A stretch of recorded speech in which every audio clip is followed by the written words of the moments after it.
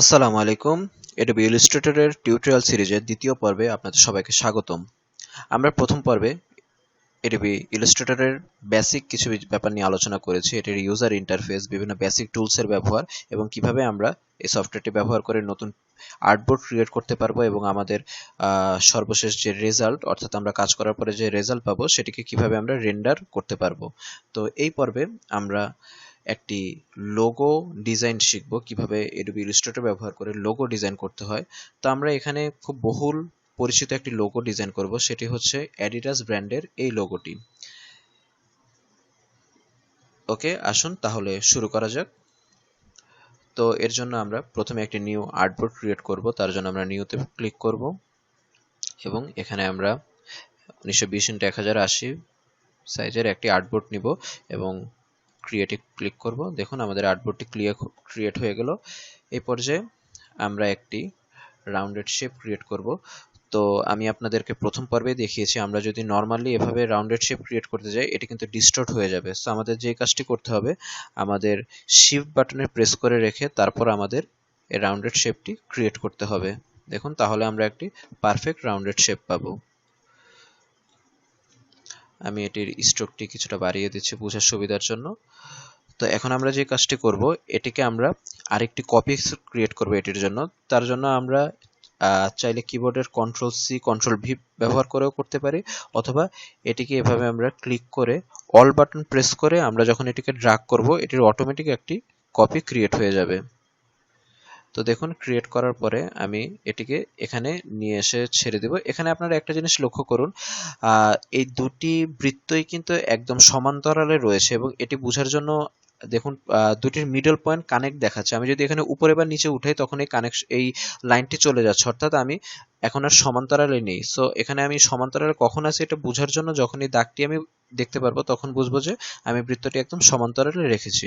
ওকে, so এবার আমি এটি ছেড়ে দিলাম, আমাদের এই নতুন বৃত্তটি ক্রিয়েট হলো। ও এখানে একটি জিনিস, আমরা এখানে আমাদের যে ফিল অপশন রয়েছে সেই ফিল অপশনটি বন্ধ করে দিচ্ছি। এখানে দেখুন আমি ফিলে ক্লিক করে নানে ক্লিক করে দিলাম এবং এটিতেও সেম ফিলে ক্লিক করে নানে ক্লিক করে দিলাম। এখন আমাদের শুধু আউটলাইন রয়েছে। তো এখন আমরা যে কাজটি করব, আমরা আমাদের এই দুটি বৃত্তকে সিলেক্ট করে আমাদের এখানে প্যাথ ফাইন্ডার নামে একটি টুলস রয়েছে, সেই টুলসটি ব্যবহার করব আমরা। তো দেখুন আমাদের টুলসটি এখন এই মুহূর্তে এখানে নাই। সো আমরা এই জন্য টুলসটিকে যেভাবে নিয়ে আসবো সেটি হচ্ছে, আমরা আমাদের এখানে উইন্ডোতে ক্লিক করব এবং উইন্ডোতে ক্লিক করার পরে যেখানে প্যাথ ফাইন্ডার, আমরা এই প্যাথ ফাইন্ডারে ক্লিক করব। দেখুন আমাদের এখানে টুলসটি চলে আসলো এবং আমরা চাইলে এই টুলসটিকে এখানে আমাদের নিয়ে আসতে পারি। তার জন্য আমরা টুলসটি এভাবে ক্লিক করে দেখুন এখানে এনে ছেড়ে দিলে আমাদের প্যাথফাইন্ডার টুলসটি এখানে চলে আসলো। ওকে, এখন দেখুন আমাদের এখানে দুটি বৃত্ত সিলেক্ট করতে হবে আমাদের একত্রে। তারপর আমাদের এখানে যে অপশনটি রয়েছে এই অপশনটি সিলেক্ট করতে হবে। তো দেখুন সিলেক্ট করলাম। এখন আমাদের যেটি রয়েছে, এই দুটি বৃত্তের যে অংশটি একটি আরেকটির উপর ওভারলে হয়েছিল সেই অংশটি ব্যবহার হয়ে আমাদের নতুন একটি অবজেক্ট ক্রিয়েট হয়েছে। তো দেখুন আমাদের এই অবজেক্টটি ক্রিয়েট হয়ে গেল। আমরা এখন চাইলে এটিকে ছোট বা বড় করতে পারি আমাদের প্রয়োজন অনুযায়ী। দেখুন এখানে আমরা লোগোর এই পাতার সাইজটি আরেকবার দেখে নিতে পারি। আমাদের সাইজের পারফেকশনের জন্য আমাদের মনে হয় আরেকটু মোটা করার প্রয়োজন। ওকে, নাও ইট লুকস পারফেক্ট। এখন আমরা যেটি করব, এটিকে আবার ফিল করে দিব। আমরা এটিকে আমাদের যেহেতু বর্তমানে ব্যাকগ্রাউন্ড কালারটি হোয়াইট, এখন আমরা এটিকে হোয়াইট দ্বারা ফিল করলে এটি আমরা ঠিক বুঝতে পারছি না পার্থক্যটা। সো এই ক্ষেত্রে আমরা যেটি করতে পারি, আমরা আমাদের ব্যাকগ্রাউন্ড কালারটি একটু চেঞ্জ করে দিই, তাহলে আমাদের বুঝতে সুবিধা হবে। এর জন্য আমরা এখানে ডকুমেন্ট সেটআপে ক্লিক করতে পারি। আর এখানে যদি আপনারা ডকুমেন্ট সেটআপ খুঁজে না পান সেক্ষেত্রে আপনারা এখানে ফাইলে ক্লিক করে এখানে ডকুমেন্ট সেটআপে ক্লিক করবেন। তারপর দেখুন এই কালারটি হোয়াইট রয়েছে, এটিকে আমরা এখানে গ্রে কালার নিয়ে নিলাম। ওকে, তারপরে এই সিমুলেট কালার পেপার এটিতে ক্লিক করে ওকে বাটনে প্রেস করবেন। দেখুন আমাদের এখানে কালারটি চেঞ্জ হয়ে গেল। সো এখন আমরা বুঝতে পারছি যে আমাদের এখানে যে ফিল কালারটি হোয়াইট রয়েছে। তো আমাদের এখন আর আউটলাইনের প্রয়োজন নেই। সো আমরা এখন আউটলাইনে ক্লিক করে আউটলাইনকে নান করে দিব। সরি, অবজেক্টটি সিলেক্ট করা অবস্থায় আউটলাইনটি সিলেক্ট করে নান করে দিব। দেখুন এখন আর আমাদের আউটলাইন নেই। সো এখন আমাদের যে কাজটি করতে হবে, এটির আরেকটা কপি ক্রিয়েট করতে হবে। তার জন্য আমরা আবার আগের মতো এটিকে সিলেক্ট করে অল বাটনে প্রেস করে ড্র্যাগ করব। সো আমাদের দেখুন একটি কপি ক্রিয়েট হয়ে গেল এবং এই কপিটিকে আমাদের রোটেট করতে হবে। তো এর জন্য আমরা এখানে যে রোটেট টুলটি রয়েছে, দেখুন রোটেট টুল, এটি সিলেক্ট করে আমাদের যে রোটেটেড অ্যাঙ্কর পয়েন্ট সেটি আমরা এই নিচে সিলেক্ট করে নিব। তারপর এটিকে আমরা এখন রোটেট করলে এটি নিচ থেকে আমাদের রোটেট হবে। দেখুন আমরা যদি অ্যাঙ্কর পয়েন্টের নিচে সিলেক্ট না করে অন্য জায়গায় সিলেক্ট করতাম, ধরুন আমরা যদি অ্যাঙ্কর পয়েন্টের মাঝখানে সিলেক্ট করতাম, তাহলে বস্তুটি রোটেট হতো আমাদের এই মাঝখানকে কেন্দ্র করে, কিন্তু সেটি আমাদের কাজের জন্য একটু অসুবিধা। তাই আমরা এখানে আমাদের অ্যাঙ্কর পয়েন্টটি একদম নিচে সিলেক্ট করে তারপর আমরা এটিকে রোটেট করব। ওকে, দেখুন এবার আমরা এটিকে মুভ করে আমরা আরেকবার এডিটাসের মেইন লোগোটি দেখি। ওকে, আমার মনে হয় আমাদের রোটেটের পরিমাণ ঠিক হয়ে আরেকটু রোটেট করতে হবে। আমি এটিকে আরেকটু রোটেট করে দিচ্ছি। ওকে, নাও ইট লুকস পারফেক্ট। ওকে, এখন আমরা যে কাজটি করব, এখন রিফ্লেক্ট টুলটি ব্যবহার করব।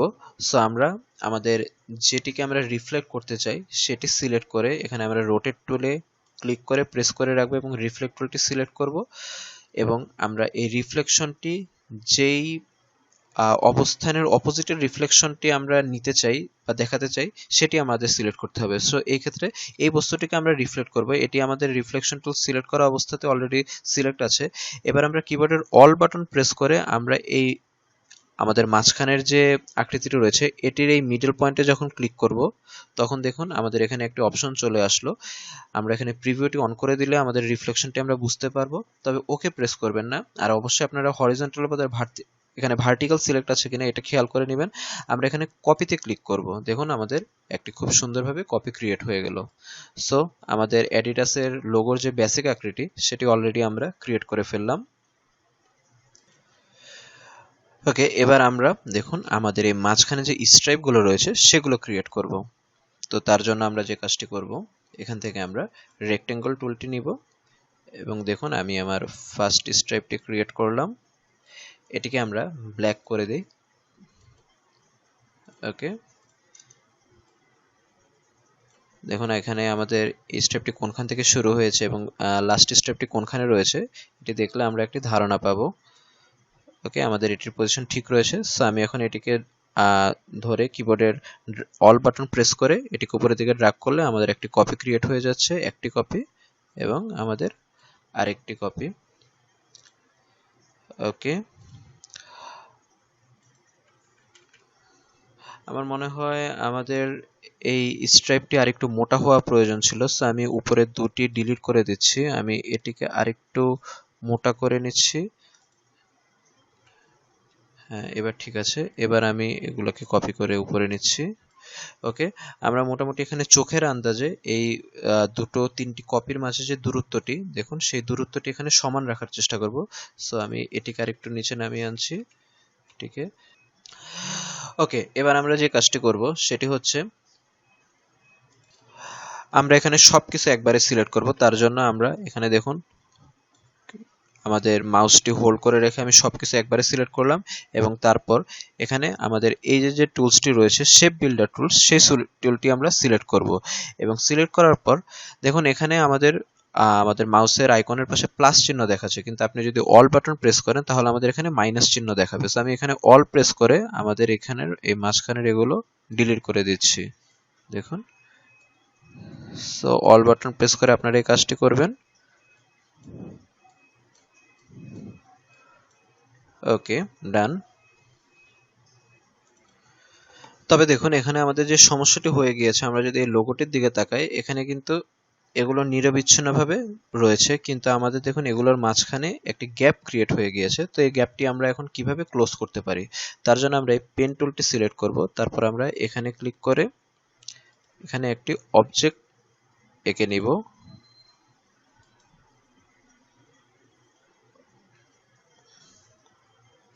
হ্যাঁ, দেখুন আমাদের অবজেক্ট আঁকা হয়ে গেল। আবার আমরা এখানে নিচেও সেম কাজটি করব।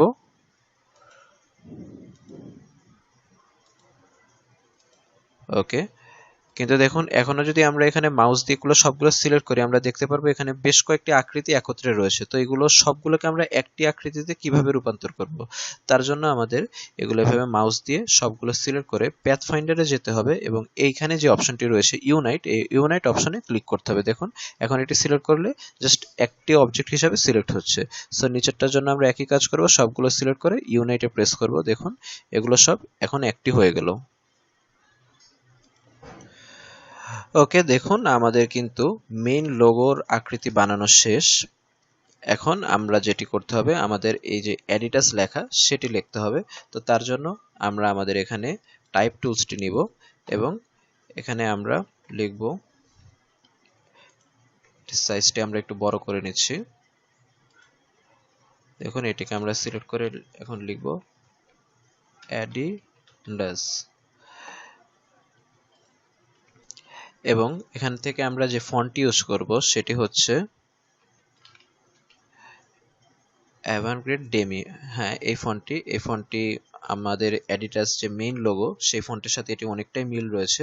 তো এখন দেখুন আমরা এটিকে স্কেলটি বড় করব। স্কেলটি বড় করার ক্ষেত্রে আমরা যে জিনিসটি খেয়াল রাখবো, এই লোগোটির ঠিক আকৃতিটি যতটুকু যেখান থেকে শুরু হয়েছে আমরা ঠিক ফন্টটিকে ততটুকুই বড় করব। সো দেখুন এই পাশে আমার অলরেডি, এখানে আমি যখন এটি বড় করছি, যখন এই পাশে এই সাইডটির সাথে যখন মিলে যাচ্ছে এখানে আমি এটিকে ছেড়ে দিব এবং ওই পাশটিকে বড় করে, ওকে দেখুন এই সাইডটিও, অর্থাৎ আমাদের যে টেক্সটের আকৃতি সেটি আমাদের লোগোর আকৃতির সমান হয়েছে। সো এখন আমি টেক্সটটিকে নিচে নিয়ে আসলাম। আর আমাদের আরেকটি যে কাজটি করতে হবে, দেখুন আমাদের এখানে কিন্তু সবকিছুই ব্ল্যাক, কিন্তু আমাদের উপরের আকৃতিটি এখনো হোয়াইট রয়ে গিয়েছে। সো আমি উপরের টোটাল আকৃতিটি সিলেক্ট করে এখানে হোয়াইট থেকে জাস্ট ব্ল্যাক করে দিব। দেখুন এটি ব্ল্যাক হয়ে গেল। দেখুন আরেকটি ছোট্ট ডিটেলস রয়েছে, আমরা যদি এখানে তাকাই, এখানে একটি আর রয়েছে একটি বৃত্তের ভিতরে। তো এই জিনিসগুলো কিন্তু নর্মালি টাইপ করা যায় না, এগুলো টাইপ করার কিছু টেকনিক রয়েছে। আমি আজকে আপনাদেরকে শিখিয়ে দিচ্ছি কিভাবে এগুলো টাইপ করতে হয়। দেখুন আমাদের লোগো কিন্তু কমপ্লিট, বাট জাস্ট এই আর্টটি ব্যতীত। সো এটি টাইপ করার জন্য আপনারা আবার টাইপস টুল নেবেন, এখানে টাইপে ক্লিক করে এখানে যে লেখাটি রয়েছে সেটি আপনারা মুছে দিবেন। আপনারা কিবোর্ডের অল বাটন প্রেস করে রেখে 0174 লিখবেন। দেখুন 0174 লেখার পরে অটোমেটিক এখানে একটি আর ক্রিয়েট হয়ে গেল। সো এভাবে এরকম কিছু নির্দিষ্ট সাইন রয়েছে যেগুলো টাইপ করার আসলে কোড রয়েছে। এই কোডগুলো আপনারা নর্মালি নিজেরা ঠিক জানা সম্ভব না। সেগুলো জানার জন্য আপনারা যেটি করবেন, গুগল ঘাটলে আপনারা জানতে পারবেন যে কিভাবে এই কোডগুলো টাইপ করতে হয়। তো দেখুন আমি আমার আর্টটিকে এখানে, okay, now it looks a fulfilled Adidas logo. So এভাবেই আমরা Adobe Illustrator ব্যবহার করে যে কোনো লোগো ক্রিয়েট করতে পারি। আমি এখানে জাস্ট আপনাদেরকে আসলে বোঝানোর সুবিধার জন্য অ্যাডিডাসের লোগোটি ক্রিয়েট করেছি, যেটি একটি বহুল প্রচলিত লোগো। বাট এর মানে এই নয় যে আপনারাও এই সেম লোগোটি ক্রিয়েট করবেন, বরং আমি এখানে আসলে একটি লোগো ক্রিয়েট করার মাধ্যমে আপনাদেরকে বিভিন্ন টেকনিক দেখানোর চেষ্টা করেছি, যে টেকনিকগুলো ব্যবহার করে আপনারা আপনাদের নিজেদের প্রয়োজনীয় লোগো ডিজাইন করতে পারবেন।